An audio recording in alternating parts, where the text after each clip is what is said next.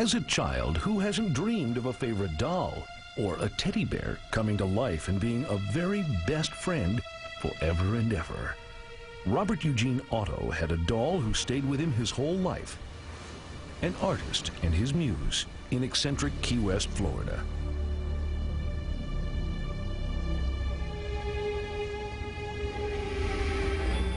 This doll was given to the 6-year-old Robert Eugene by the family's Bahamian maid, who was said to practice voodoo. It was the perfect likeness of the young boy and was even named Robert after him. As a young boy, Eugene developed a strange fascination with Robert. He spent long hours alone with his doll, talking to it. And when anything went wrong at home, Eugene always knew who to blame. It was Robert, he would tell his parents. Robert did it. Robert did it.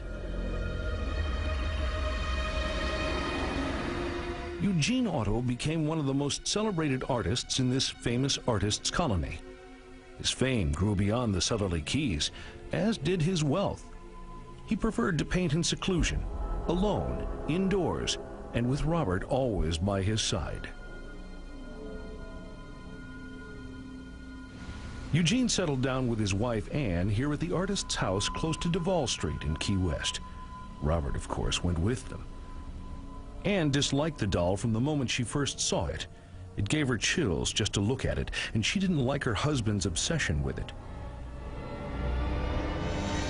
Still, she humored him, and Robert was given a room of his very own, away in the attic. There he stayed until Eugene told his wife that Robert was angry and demanding a room with a view. Despite Anne's objections, he moved Robert out of the attic and down to the turret room. Robert was seated at the window looking out over the street. Children on their way to school said they saw Robert through the windows moving about the turret room, glowering at them. Inside the house, Eugene became increasingly irrational and violent, smashing things and lashing out at his wife and screaming like a madman. And then all of a sudden, he would be himself again, and he would always say exactly the same thing. It was Robert. Robert did it. Robert's influence seemed to grow stronger and stronger. A plumber working alone in the turret room with Robert fled the house in terror. He later said he'd heard Robert giggling.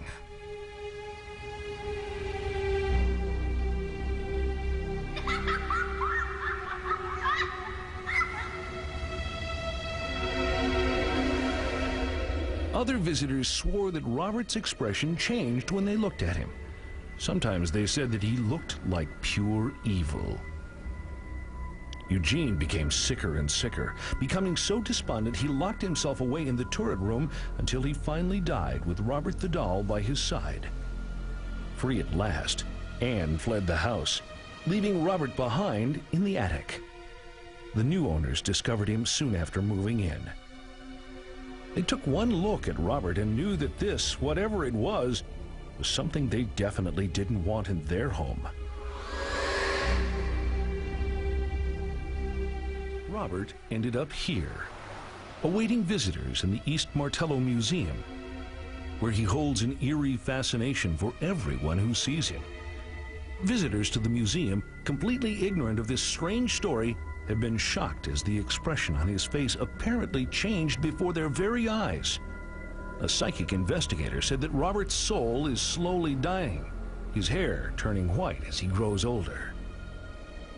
Today, the artist's house where Robert once lived is a guest house.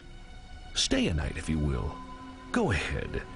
He's still here, in the darkest recesses of the attic, say the staff, who avoid coming up here.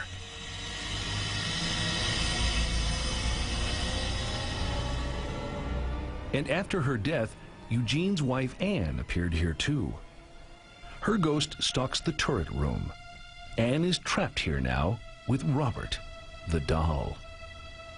And as for Robert, the artist, he tragically discovered that the things we love to possess sometimes end up possessing us. Yeah!